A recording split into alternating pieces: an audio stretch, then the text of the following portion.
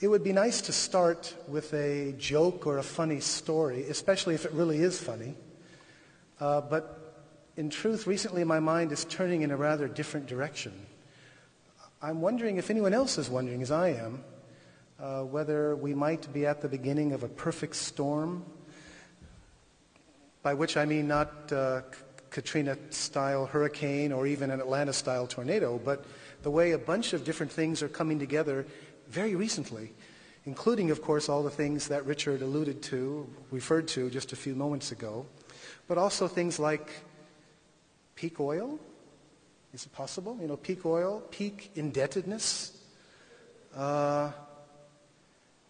Meanwhile, the people who should be trying to resolve these problems for us are preoccupied fighting in totally unnecessary, illegal, immoral, stupid war in Iraq, and it looks like they might do it again in Iran, right? So what's going on here? I mean, it would make a really good bumper sticker. If you're not worried, you're not paying attention.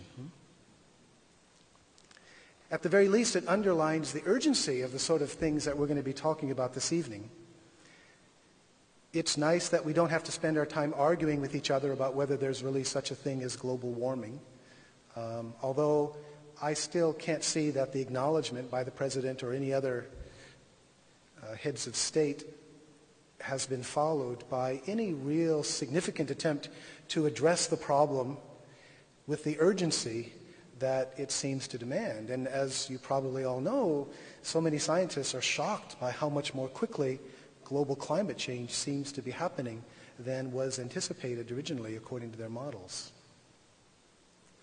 When we do look at the problem, though, what I find very interesting is that most of the attention that you find paid in the popular media has to do with the kinds of new technologies that it seems that we need, right?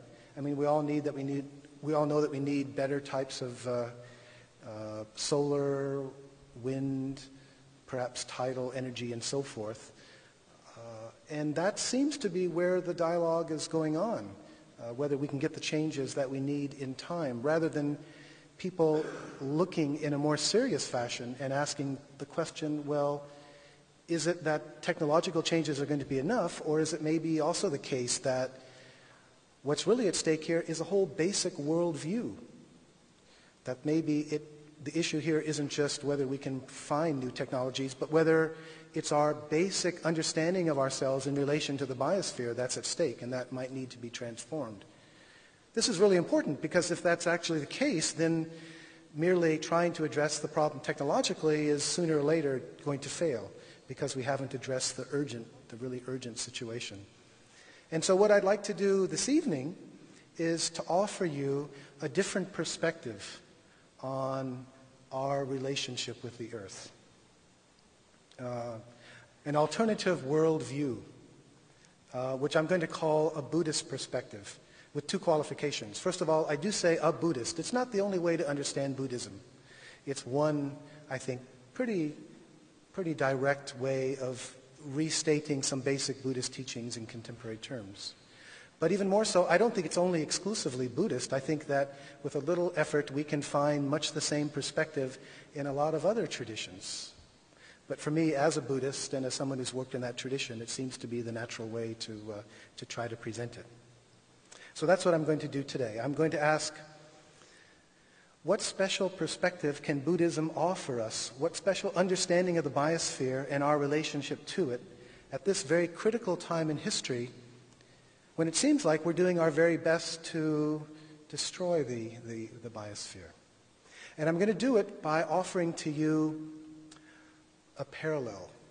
I want to spend the first part of my talk presenting a Buddhist perspective on what the problem of the individual self is. Representing that, if you will, in more contemporary terms. What is Buddhism saying about who we are, what our basic problem is, why we suffer, and how we overcome it? And go into some detail there.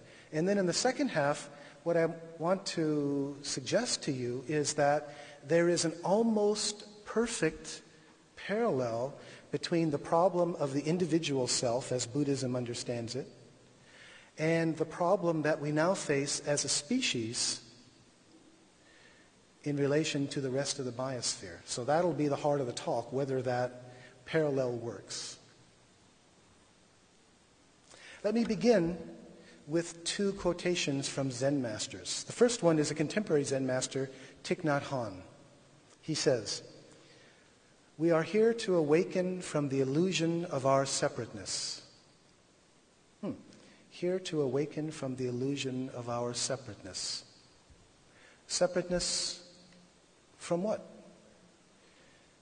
The second quotation answers that. It's from the great 13th century Japanese Zen master, Dogen, who, when he was describing his awakening experience, he said, "I came to realize clearly that mind is no other than mountains and rivers and the great wide earth, the sun and the moon and the stars."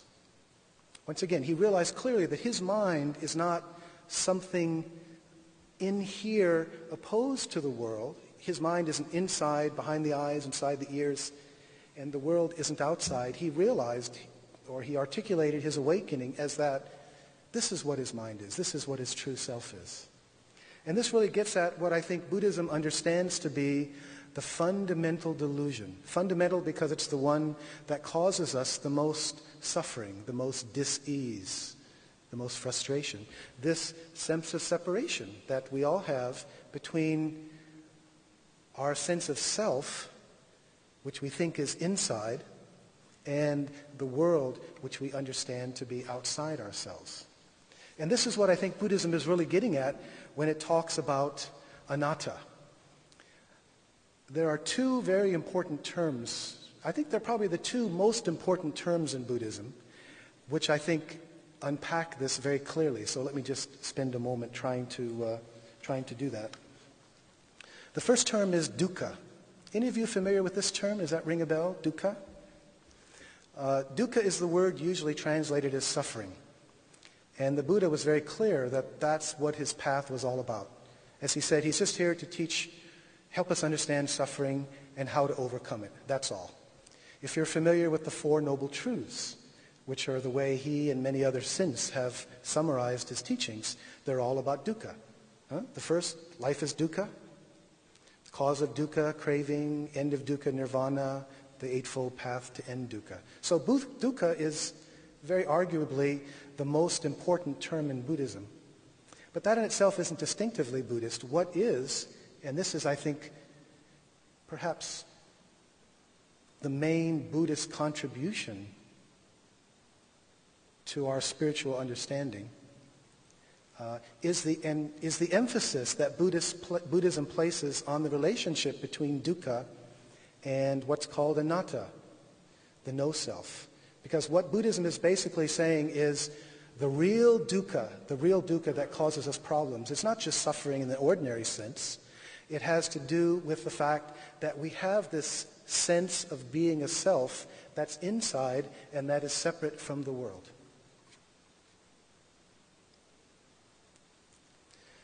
Today, I think we're very fortunate compared to people in the Buddhist time because this actually fits in quite well with what contemporary psychology has discovered, which is that our sense of self is a construction, a psychological, social construction.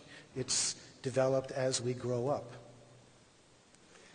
But the psychosocial construction of a self in here, of course, is also the construction of the idea that the world is somehow out there, and the possibility that what's best for this separate self is maybe different than what's best for other people out there. So what Buddhism emphasizes is the dukkha built into this situation. Basically, Buddhism is saying the self is dukkha. One way to express anatta is the statement that there is no unconditioned self or soul inside our conditioned sense of self. And this lack of a self is in fact the source of our deepest dukkha. Why? According to Buddhism, and I think contemporary psychology as well, my sense of self, what is it composed of? It basically boils down to mostly habitual ways of thinking, feeling, acting, reacting. And these are really processes, and the way they interact with each other is what really creates and sustains the sense of self, the sense of a separate self.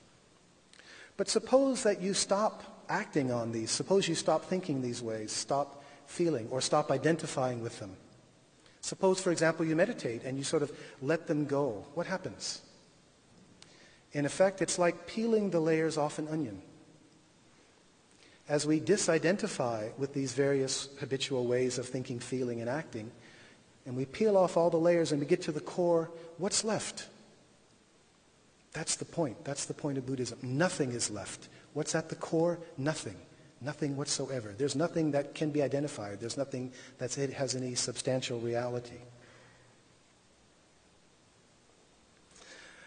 The basic problem that Buddhism emphasizes so much is that there's something very uncomfortable about being this nothing at the core. We don't like being nothing, or, if you will, no thing. A gaping hole, a gaping emptiness at the very core of one's being is rather uncomfortable. It's distressing. Another way to put it, if you will, you can say that by definition, a constructed sense of self doesn't have any essential reality of its own. It doesn't have any grounding. And therefore, lacking any grounding, it's always going to feel insecure. It's always going to feel uncomfortable, which is exactly the Buddhist claim about the sense of self. If you've got a sense of self, you've got a basic dis-ease that's constantly going to bother you one way or another. Another way to say it is because of this lack of substantial self, we feel unreal.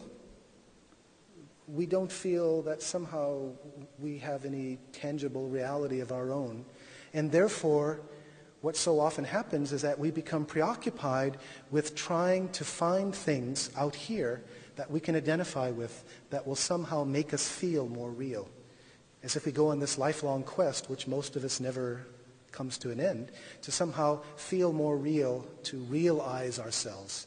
And yet Buddhism is saying basically that you can't do that. You can't identify with something out here that'll fill up this bottomless pit at the core of one's being. Maybe this sounds intellectually a bit complicated, but for which I apologize. This is where I should have probably a PowerPoint, right? Although I have a good excuse, I'm not sure where it would fit here anyway. But I think we all have some sense of this deep at the core of our being. Maybe we have it more strongly when we're young, when we're adolescents. The sense that, okay, I have a name, I'm supposed to be a person, but I don't know who I am. I don't know what I am. There's this very basic sense of, what am I? I don't know. And it's not as though we answer that question. Rather, what happens is we get used to sort of ignoring it and playing games and pretending along with everybody else that I'm okay, you're okay. And it's not that it's really ever resolved, but it's sort of covered over as we become preoccupied with other things. In other words, Buddhism is saying that the sense of self that we have, because it's empty, because it's constructed, is always shadowed or haunted by a sense of lack. The sense that something is wrong with me, something is missing, something isn't quite right. Of course, this is such a vague feeling that we don't usually experience it in this pure form. I mean, that's too abstract. We don't have any way to get a handle on it. So what usually happens is we understand this feeling of lack as there's something that I need that I don't have yet. There's something out here that I need, which fits in, of course, so perfectly with what's coming from the outside, the advertising and social peer pressures on us to consume more and more. So here we have this basic sense of lack, and we're exposed, surrounded by all these media telling us, showing us beautiful, happy people. Clearly they don't have a sense of lack, right? They're smiling, they're happy. There are all these happy people who bought this thing and they're using this thing and it makes them happy. So naturally there's this incredible conditioning where our society now is teaching us what our lack really involves. I think every society will do it in different ways, somewhat different ways, and it depends, of course, on the kind of person we are as well. But in general, certainly in our society, one of the first things we learn is that our problem is what? We don't have enough money, right? We don't have enough money, and we don't have enough of the sort of things that money can buy. So again, we have this basic orientation to understand what's wrong with us is out here. There's some problem with the way things are working out here, and we need to sort of get our ducks in a row, get all the things that will then somehow fill us up. And this is where the real contradiction is between what Buddhism is teaching and the kind of cultural forces we live within. The whole culture encourages us to think in this fashion, and Buddhism is emphasizing, no, that can't work. You have to understand how it is that your mind works, and if you don't resolve it on that level, you're never going to resolve this fundamental dukkha, this fundamental dis-ease. Of course, it doesn't have to be money. There's many other forms, right? I mean, especially for us academics, most of us don't expect to get very rich from this kind of work that we do. But if we're hardworking and lucky, we might become a little famous. Well, not Britney Spears famous, but we can get some professional advancement, maybe become distinguished in our field, and in that way we might become more real. So just as money, I think, becomes a kind of symbolic reality for us, so fame and various other ones, sexual attractiveness. If I'm only sexy enough, somehow my sense of self my sense of lack will be filled in. I suppose that feeds things like anorexia.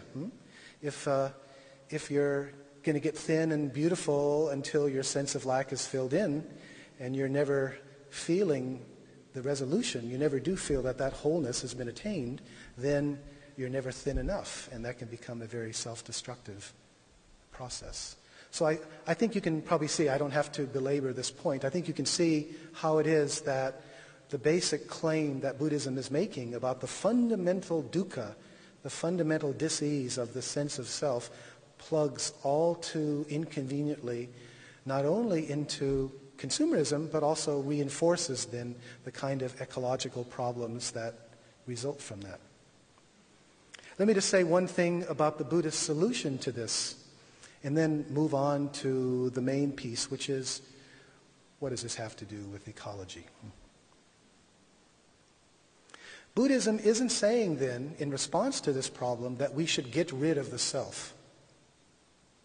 It's not possible, because there never was a self. That's the whole point.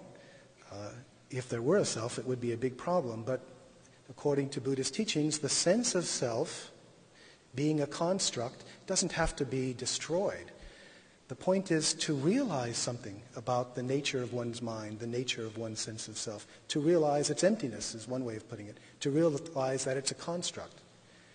And not only do we not want to destroy the self, but we don't really want to destroy the sense of self. Rather, we want to realize that the sense of self is a construct and that it is never really completely separate from the rest of the world.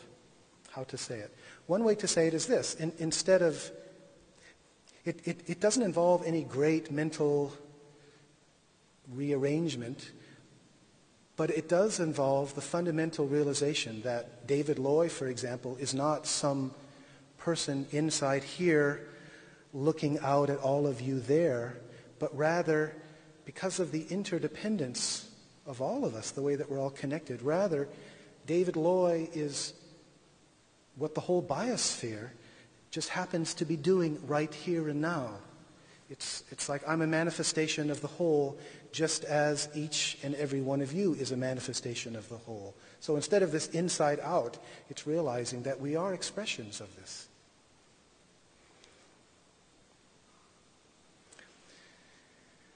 And the other thing that comes with that is I think this solves one of the most pressing problems, perhaps the most pressing problem, the question of the meaning of life. If we have this experience, if we have this insight, then it doesn't solve it in some narrow way, but basically, if it's really the case that we're all part of each other, that there's no me apart from you, then my taking care of you is a bit like my taking care of my own leg. How can I be fully awakened unless everyone else is awakened as well? A Buddha or somebody awakens from his own dukkha, her own dukkha, to realize, to become more aware of the dukkha of everyone. So what naturally flows from that is what's called in Buddhism the Bodhisattva path, which is to say, instead of understanding enlightenment or awakening as something that's private, the Bodhisattva realizes that if this is all my mind, then naturally the meaning of life involves helping everyone. There are many different ways in which one might try to do that, but basically it's the sense of responsibility for everyone rather than seeing life as a zero-sum game where when I gain something you lose. It's the awareness that, hey, ultimately we're all in this together.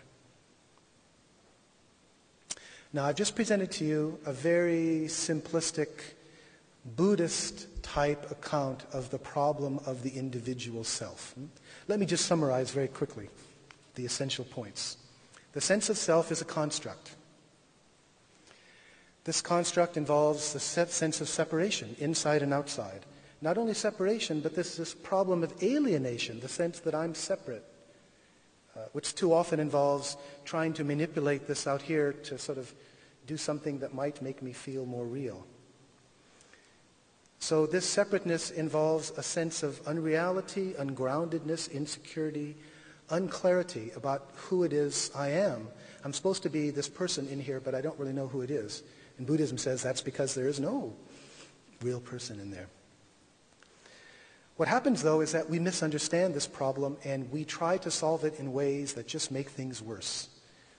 We seize onto money, things, people. We try to use relationships to somehow get what we think we need. But in the process of doing that, things just get wrong. I mean, when we manipulate people, we end up with a stronger sense of alienated self. It polarizes from each other. The solution, as I said, is not to get rid of the sense of self, or to get rid of the self, but rather to realize the sense that it's an empty construct to begin with, that each of us is a manifestation of the whole, and that this also resolves this basic issue of what am I going to do with my life, obviously something that contributes to the well-being of the whole. Does that make sense? This is why I really need a blackboard, but you have some sense of that. Okay, that's the groundwork. Here's what truly amazes me. Everything that I've just said about the situation of the individual self, the basic problem in detail, also applies to the situation of the human species in relationship to the rest of the biosphere, including perhaps at least part of the solution.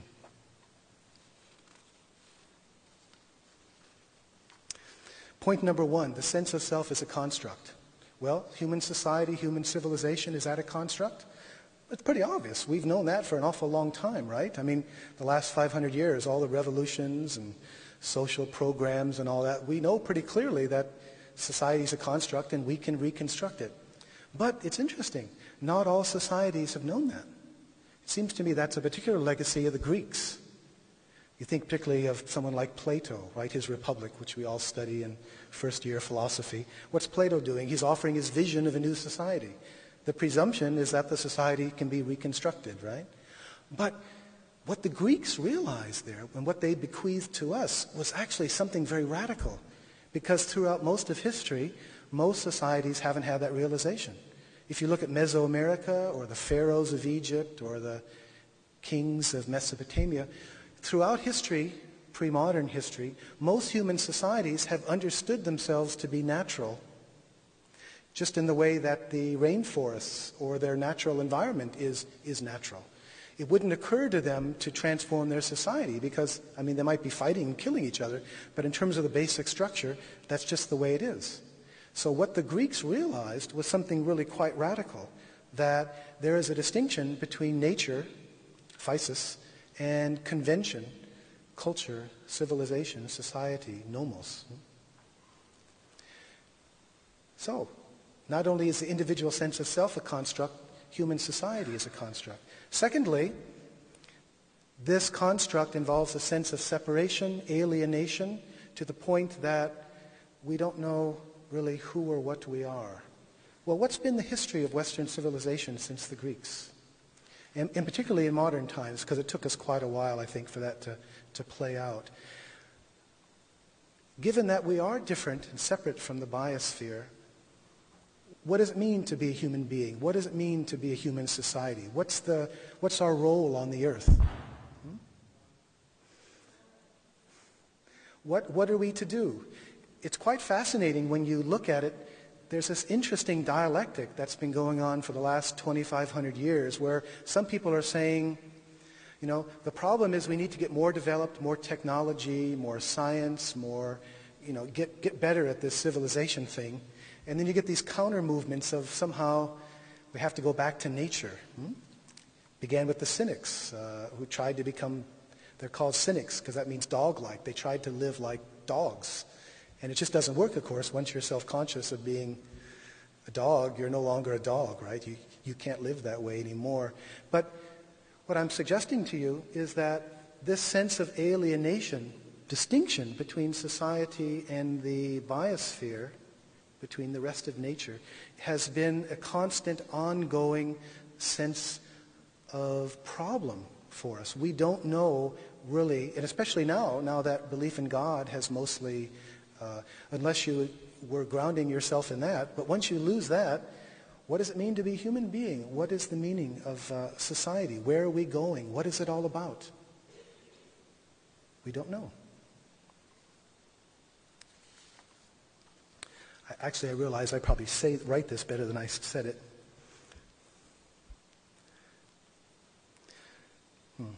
Yeah, Greeks emphasized our uniqueness in a different way by distinguishing the conventions of human society from the physical rhythms of the natural world. What's important about this distinction is the realization that whatever is social convention can be changed. We can reconstruct ourselves. And in that way, at least attempt to determine our collective destiny. Today, we take that insight for granted, but it's not something that pre-modern, traditionally conservative societies would have understood. Without our sense of historical development, they've usually accepted their own conventions as inevitable because also natural, which justified social arrangements that we today would certainly view as unjust. But nevertheless, they had a benefit that we do not, you see. Because they understood their societies as natural, they had a kind of social security. They knew the meaning of their lives. They knew their role within the cosmos, right? It might be very gruesome. It might be keeping the sun going on its daily course by tearing the hearts out of your victims and offering them to the sun. Not something we approve of today, obviously, but at least they had this grounding. Not only was their society, as it were, grounded, natural, but they also had this sense of meaning that was given to them. They didn't have the basic kind of anxiety about who we are and where we go that we have nowadays. Now, of course, none of us want to act like the Aztecs or the Mayas, and we cherish our freedoms. But the point is, to go back to the parallel that I'm drawing, the sense of alienation that human society as a whole has this profound parallel, it seems to me, with the individual situation that Buddhism is talking about. For us, the meaning of our lives and societies has become something that we have to determine for ourselves in a universe whose meaningfulness, if any, is no longer obvious. And even if we choose to be religious, we have to choose between a whole spectrum, which diminishes, of course, the kind of natural spiritual security that traditions would have traditionally provided. So we lack that basic psychological comfort that comes from knowing one's place and role in the world. Thanks to our ever more powerful technologies, it seems like we can do whatever we want to do. And yet, we don't know what our role is. We don't know what we should do. which continues to be this great source of anxiety, not only individually, I think, but collectively. What sort of world do we want to live in? What kind of society should we have? If we can't depend on God to tell us, we're thrown back on ourselves. And what I'm arguing is that our lack of any grounding greater than ourselves, the fact that we have to do it, we have to construct it, is a profound source of collective dukkha, which is the second parallel. The third parallel, you remember that what was the response? According to Buddhism, what is the response to this sense of lack, this sense of emptiness at our core? How it is almost always misunderstood, and we turn outwards and we look for something out here because we think that somehow will fill up this void, this bottomless pit. And the trap we so often fall into, okay, I think $1 million will do it. I get $1 million by working really hard, and I still have this sense of lack. So obviously, I don't have enough money. I need 10 million, or 100 million, or 1 billion. And we all know how this game plays out. Now here's the interesting question. Is there a collective parallel to that in the human species relationship with the biosphere? And I think it's pretty obvious once we look for it, right? What about our attitude toward economic growth and technological development? What motivates them? Obviously, we enjoy our comfort and wealth, but here's the question, here's the interesting question, which is natural and yet kind of weird because we don't know what the answer could be. Here's the question. When do we have enough? When do we have enough economic growth? When do we have enough technological control over the environment? When will we stop and say enough is enough? In one way, we know that we need that end, and yet the way the system works is it can only, the only goal of the system is endless growth for the sake of growth. It has no other goal.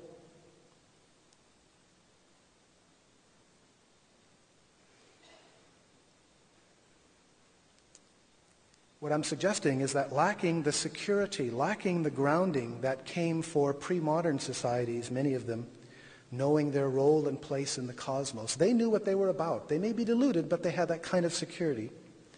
We have been and are still continuing trying to create our own security in a way that can't do it any more than more and more money can fill up this sense of lack at our core. Technology in particular is our collective attempt, you could say, to control the conditions of our existence on this earth. But we've been trying to remold it so that it's completely adapted to our purposes until everything becomes subject to our will, right? A resource that we can use. Ironically, though, the richer we get, the more technologically developed we become, it doesn't seem to be making us any more feeling secure, does it? It doesn't seem to resolve that collective sense of lack. We have become more anxious, not less. And I think the reason simply is that technology and economic growth, they may be great means, but they're terrible ends. They're terrible goals. In themselves, they can't resolve this basic human problem about the meaning of our lives, and yet that's what we have been allowing them to do. I mean, that's what our society as a whole has decided is the answer, right? They have become a kind of collective substitute, a form of secular salvation that we seek but can never, ever quite attain.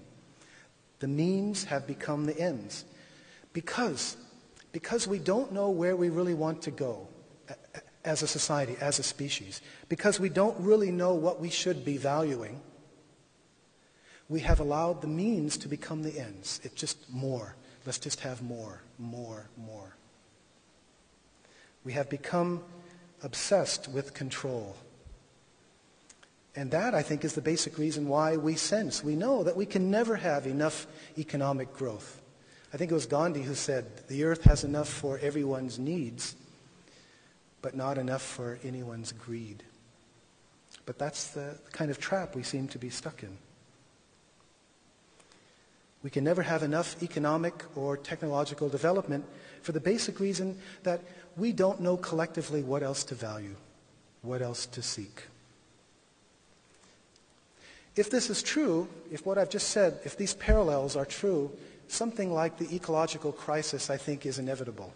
Sooner or later, one way or another, we will bump up against the limits of this compulsive but doomed project of endless growth.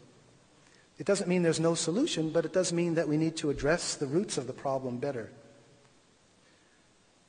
Since I think our increased reliance on technology is...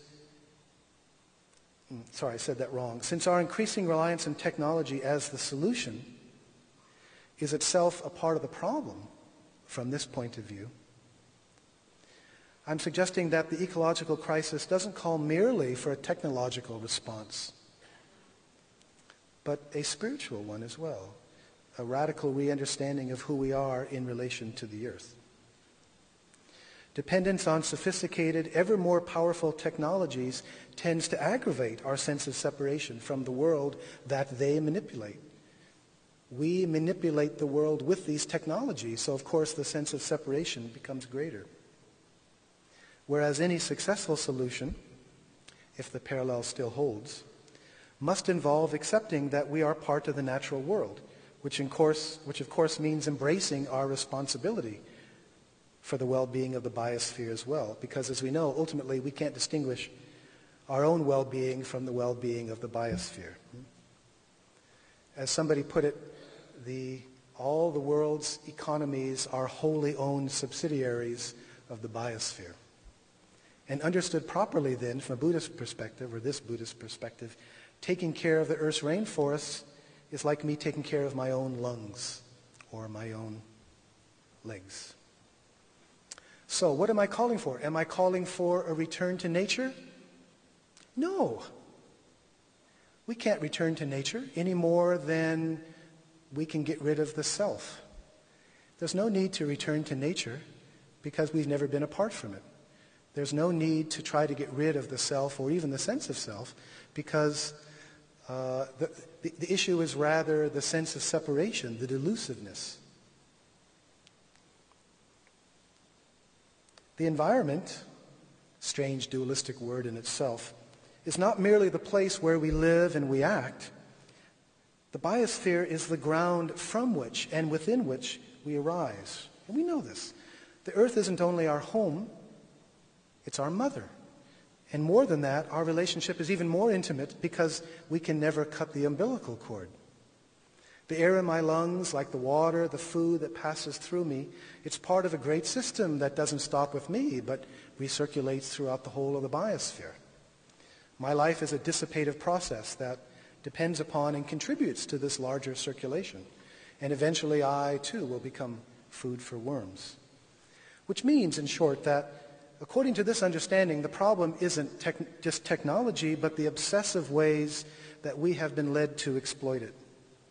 Without those motivations, we'd be able to evaluate our technologies better in the light of the ecological problems they've contributed to, as well as the ecological solutions that they might well contribute to. Given all the long-term risks associated with nuclear power, for example, I can't see that as anything but a very short-term solution, short-sighted solution to our energy needs. I think we all know at some level that in place of fossil fuels, the answer is going to have to be some kind of renewable resources, along with a radically reduced need for energy. I mean, people are quite right when they emphasize, of course, that the renewables can't give us enough energy for us to keep the kind of lifestyle that we have now. Well, you can go either way with that, right? You can say, oh, well, we obviously need nuclear power to keep all the energy we need, or you can turn it around and say, well, wait a minute. Maybe this obsessive economy, consumerism, maybe if we cut that out, we could simplify our lives and we wouldn't have to use nearly as much energy to begin with.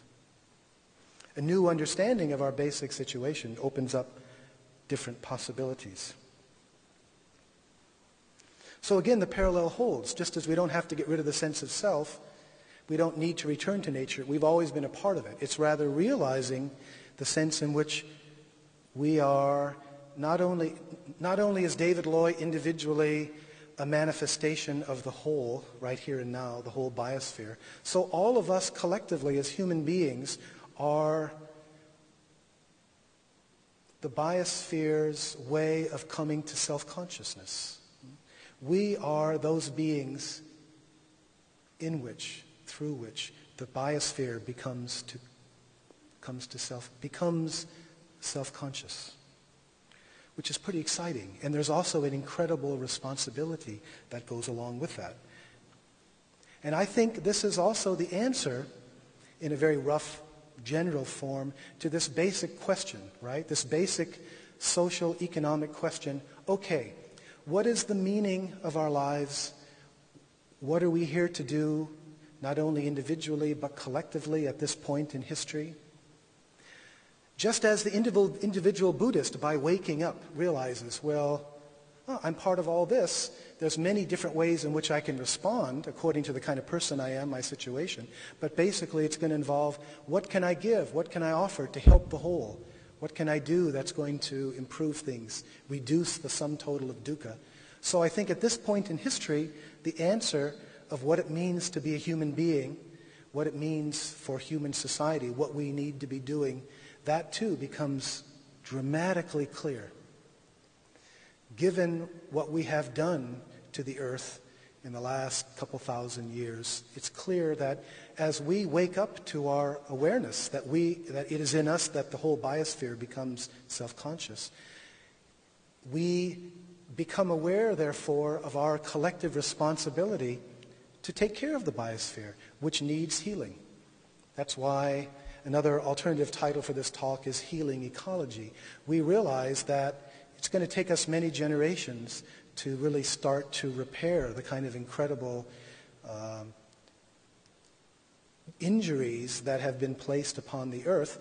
And although the specifics of how it is that we want to do it always need to be worked out, I think it's very clear for us now what is the meaning of our collective life. It's healing the earth. It's finding the ways, the long-term ways, the non-dualistic ways that will actually heal the earth. Healing the earth not as another way to make money. Carbon trading always seemed ridiculous to me. It's not a way to make profit, but more fundamentally, it's a way that naturally manifests the realization that we are part of the biosphere. In conclusion, I just want to quote the epigraph to the new book that Richard was mentioning earlier. It quotes a Hindu, a Vedantin teacher, who says something like this: "Looking inside, I realize that I am nothing. Looking outside, I realize that I am everything. Between these two," he says, my life runs. It's the two aspects of Buddhism. To realize our emptiness, to realize that this sense of separation is a fundamental delusion that causes us suffering. That's wisdom. That's the awakening. How then, having realized this, do we live this wisdom? How do we live this non-duality? That's compassion. And the challenge for all of us collectively as a human species on this earth is finding ways to overcome our individual and collective sense of self, and then finding also ways to manifest that realization of non-duality at this very critical point in history. I think I've talked enough. Thank you very much for your attention.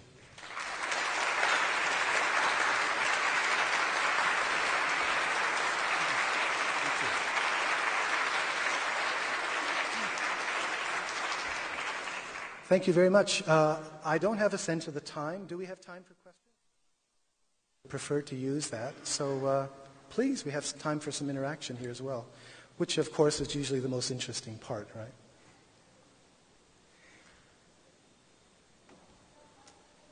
This is it. It needs to be turned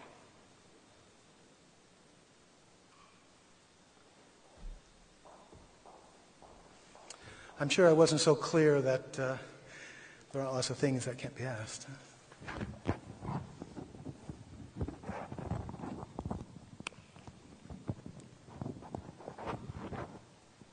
Dr. Loy, can you hear me? Thank you very much for your great remarks. I admire you so much for devoting your life to the things that you've discussed. Everybody is a philosopher. We all try to figure out the human condition, and I think you've aptly described what we all go through in thinking about our lives and trying to develop meaning. I know Plato, Aristotle, Socrates, all of those people. Ancient Greek was wonderful. It was absolutely wonderful. But those people had remarkable problems. They lived basically because they had slaves. They went out and captured people. Their armies captured people. Well, of course, they had a maybe better life, I mean the intellectuals, than the people who were slaves. But they had the very same insecurities that we had. And don't you think that mankind evolves? We evolve, we damage the earth, we develop technologies, we have brilliance, we figure out ways to overcome things. Don't you think what you're describing is a long-standing condition of mankind? I think Buddha was one of the greatest people who ever lived. He and Plato, maybe a few others, have kind of defined what our societies have been in the entire world. They're wonderful people. But don't you think we'll always have these doubts and insecurities, and as problems exist, don't you think we'll figure out solutions? And anyway, I'm grateful to you. I appreciate your comments. Thank you. Thank you very much for both your comment and your question. You'll be happy to know that I'm not calling for a reintroduction of slavery, although I've heard that there are actually more slaves now, in effect, than have ever been on the face of the earth. I guess that's a function of the fact, partly, that there's so many people. Right, or absolute numbers, anyway. As you were speaking, I realized, as so often happens, how I should have said it regarding technology, okay? I mean, so often we get caught up in this dilemma of, technology is going to solve all our problems, or no, we got to go back to nature. And I'm saying that way of understanding the duality is wrong. The problem isn't the technology. The problem is the way we have been using what we have been expecting from technology, how our attitude has been using technology to control the earth, and in that way increasing the sense of alienation. So I'm not saying that we need to get rid of our technological slaves. Thank goodness we have them to do the work for us, right? Rather, we don't need to get rid of technology and return to nature, nor do we need to think that technology is the solution to all of our ecological problems. I'm saying we've got to look at the way our own minds work individually and collectively, and then use technology in a less driven, obsessed, addictive sort of way, because we know what we want from it. Right now, I think technology, like corporations, are in the driver's seat. It's like more technology, more economic growth, more and more.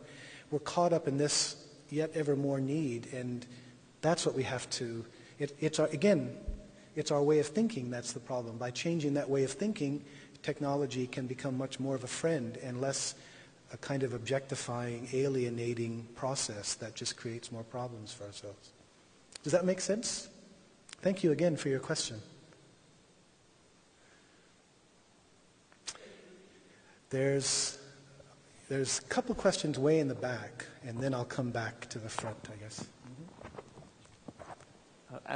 My name's David. I'm a biotechnologist from the medical school next door. I realized I felt a little bit of a sense of indictment, actually, but that's okay. I do what I do because I love it, and that's probably what we're all in this business for. What I felt in hearing your talk was that it's a really excellent introduction to how a Buddhist might perceive ecological problems that we're facing and so on, the civilizational problems that we're facing. how would you propose to make these ideas, to convey them more successfully to people who are not Buddhist, to Christians, to fundamentalists of all stripes? That's a great question, especially given the relatively minor role that Buddhism plays in in contemporary American society. At the very beginning, I made the statement, and maybe this is not for me to really answer firmly, but I suspect that what I have presented here in Buddhist terms could very likely be represented in Christian or Muslim or Hindu terms. I really see this as one vocabulary, one way of understanding. But I think, in fact, if you scratch below the surface, I think that this is also what a lot of other religions are also trying to get at. And that's the part of the challenge of our time, is liberating that message from the kind of institutional, doctrinal, ritualistic incrustations that have tended us to lose it. So what I'm hoping is not that we're all going to become Buddhists, but that, in fact, that together as religions dialogue with each other in the process of learning from each other, in the process of asking each other, what's really important about our own religions, what are they really getting at, that maybe, like the stones in a tumbler, we can polish each other and maybe expose what I think is really essential about the different religious tradition. But ultimately, it's not for me to say that. It's going to be the Christians, the Christian theologians, the Jewish rabbis, the Muslims, and so forth. So that's the challenge. So we're going to have to see whether that can happen. Because I'm pretty sure Buddhism by itself isn't going to sweep the country and persuade everybody. And if I can just add one more thing that I maybe didn't make very clearly. I think the one implication is both individually and collectively, as Buddhism is implying, and all religions imply, we have to start with ourselves, right? We have to transform ourselves. That's what I think Buddhism is all about. Deconstructing and reconstructing this sense of self so that it's more empty, more porous, so that it doesn't feel opposed to the world, but it's a part of it. That's the real challenge. And, oh goodness, I lost my train of thought. Sorry about that. It just flew away. Well, maybe I should let it go, and because I know there's some more questions. Yes, ma'am.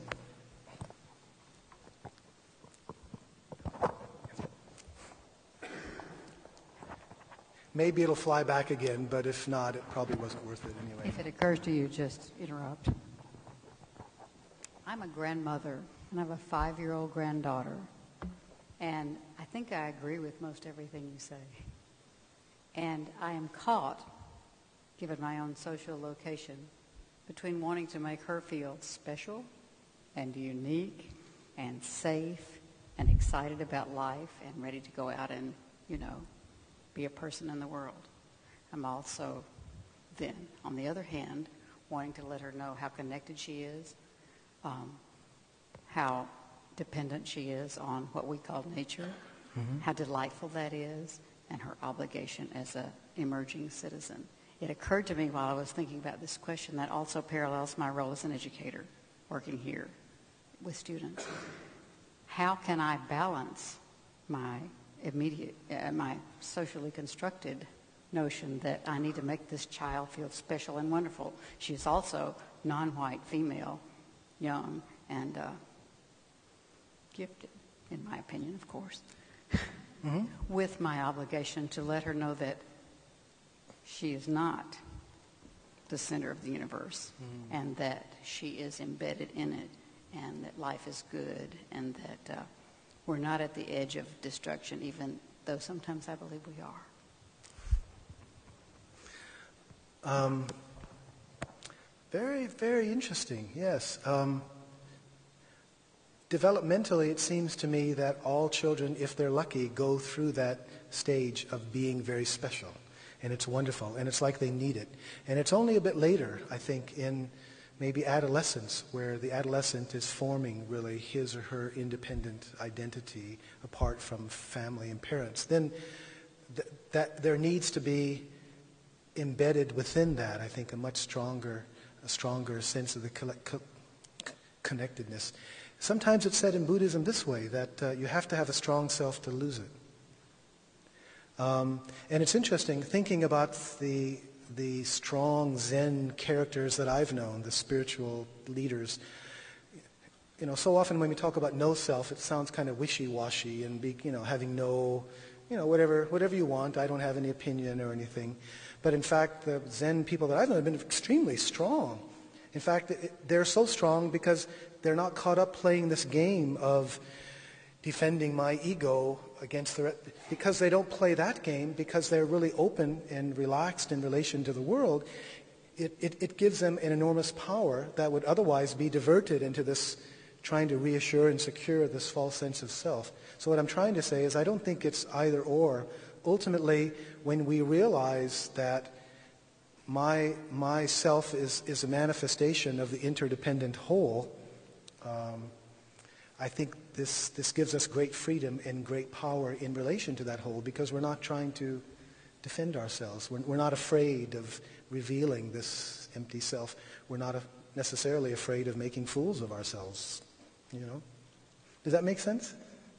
Thank you. One more. Can I say just one thing first? It flew back. Basically what I was trying to say was what Buddhism is talking about, I think you've got to start with yourself in terms of the spiritual kind of transformation. I've already mentioned that I think the basic point of Buddhism, it's not primarily doctrine or philosophy, it's about overcoming this sense of duality. And that means starting with yourself. It's ridiculous to try to save the world if you haven't really worked on your own ego first, because what's going to happen, of course, is just going to be a monstrous deformation of the ego. So Buddhism emphasizes starting with that and encouraging this kind of spiritual dimension. The question is really, is that enough? And I think many of us sense that it's not. It's not just a matter of changing myself and influencing those immediately around me. We also have to find collective ways to work from the top down, as it were, because the situation is so grave. I just wanted to make that point because I realized I really didn't make it during the talk. But there are some more questions, and good luck choosing the one. Oh no. Well, the heart. Okay, Professor. Sorry. Those who don't have a chance to ask your questions, if you have time, please let's get together and continue the discussion. And I do want to sign a few books out there, so we don't have to end quite yet if you have time. Yes, sir.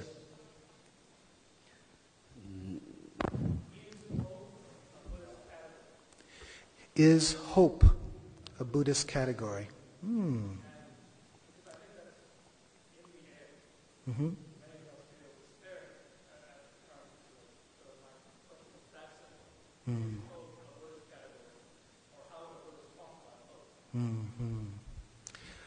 A good friend of mine who also writes on socially engaged Buddhism wrote a book called Beyond Optimism. And he was referring to the distinction between optimism and hope, which is to say that, we can see pretty grim times ahead. I think they are, and yet that doesn't necessarily mean that we don't have hope. So what is hope? Hope is the sense that we can't really understand fully how things are changing, how they're going about, but that's not our job. Our job is to do the very best that we can, and then and this is part of the spirituality, doing the best we can and leaving the final result to something greater than us, because we're not going to be able to do it single-handedly. What I'm trying to get at is, you remember how the world suddenly changed. Was it 1989, 1990, when capitalism, not capitalism collapsed, communism collapsed, and things that we never considered possible, suddenly the world was totally transformed, and it turned out that those pressures had been building. You see, Buddhism emphasizes, in addition to dukkha, two things. Impermanence, everything is changing all the time, and insubstantiality. I explained anatta in terms of no self, but in the broader sense, it means nothing has any self. Nothing has any separate reality of its own. So everything, in effect, is in transformation. And it means that every situation is workable. And I think that realization about the nature of the world, and also the realization that we simply have to do the best that we can and leave it at that, I suppose that's the best hope that I can offer. Who was it who said, it's not for us to see the fruit of this work, but neither are we able to put it down? There's a kind of sensibility there, I think. I hope that's enough hope for us. Thank you.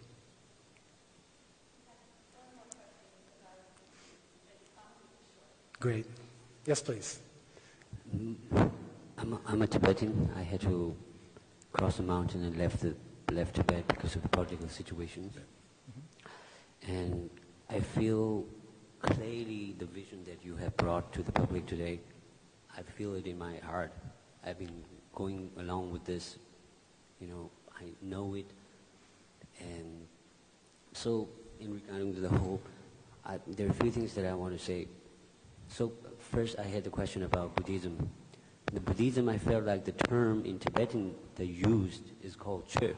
When Buddhism traveled from India. You have to hold a little bit further away. I think it's hard to hear. Just a little more. Buddhism opposite. When Buddhism traveled to Tibet, Tibetan scholars around the 7th century, the communities were looking for the translation and what sort of knowledge, because Tibet was in between China and India. And so Tibetans, we were the middlemen. We were looking between the Chinese culture to pick up what kind of knowledge we can deliver to the next generation. And we were looking down into the India and Indian culture to pick what. So finally the scholars around 7th century, they decided out of all the 10 main knowledges, the major knowledges and minor knowledges, within the major knowledges, the medical and creating literature and logic and mathematics, measurement, and then the 5th one was the insight philosophy, and that is what is called Che, Nang Che, and that is called Tibetan Buddhism. So there, it wasn't involved as one person created the Buddhism, and so I rather felt this, so-called the Buddhism, the term itself is more of a Western approach. But my main thing that I wanted to say is somewhere, I feel that humanity somewhere definitely need a spiritual revolution, because this is like, and I'm quite new in the West because I escaped from Tibet and I'm learning English as my 5th language. And so looking back into Tibetan history, it fascinates me. Mm-hmm. It fascinates me what an old culture have brought such serenity. And like you said, today you made it clear into my mind that many ancient civilizations have really, really the depth and confidence in life. And there was much less of identity, struggle, and question of life. Yeah. So my question is, today I'm stuck with, I got email today, a lot of people died in Tibet. And the Chinese government has usual claimed that they never shot a gun. And the pictures were smuggled, and I got the email. It hardens me, because the people inside, because they are silent, somehow they took the picture. Now the technology has improved. They took the picture and they showed where the people was shot and the guns, where the bullets went in, and I got pictures of many tens of those people. And so I feel like personally, because partly because I'm a human being and I'm a Tibetan, I feel like somewhere spiritual revolution too has to have a past of a ground from somewhere, and also to where. And right now, at present, we have so many unfree people. Tibet is a perfect example. So what should we do? I'm stuck in this question of what should I do next? So, Tibet has suffered so much in the last 60 years.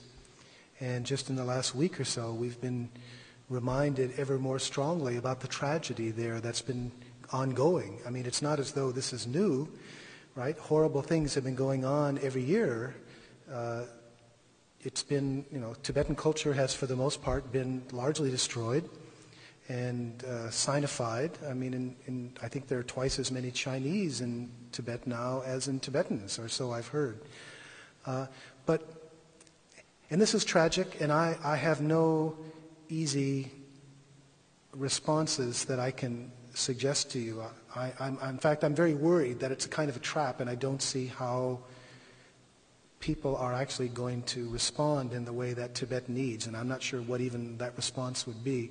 But what I do want to say is my, and I think our enormous gratitude to the Tibetan tradition. Because of the horrible things your culture has experienced in the last 60 years, so many of the wonderful teachers, led by the Dalai Lama, of course, have fled the country. And what has the result been? You're speaking of the necessity that we all now feel for a spiritual revolution. If that happens, as we are all hopeful it will, the exiled Tibetan community will undoubtedly have been one of the great contributors to that process. So Tibet's tragedy, in a way, has allowed this wonderful, profound, rich culture to become exposed, to infiltrate, to lead and spiritualize so much of the rest of the world, for which I think we can all feel immensely grateful. So regardless of what happens in Tibet, and frankly I'm not very optimistic, I think we'll always be grateful for what the tradition is doing now in encouraging the kind of spiritual revolution that we need. So, in very short answer, thank you, thank you, thank you.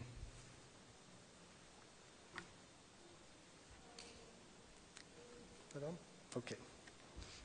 Thank you.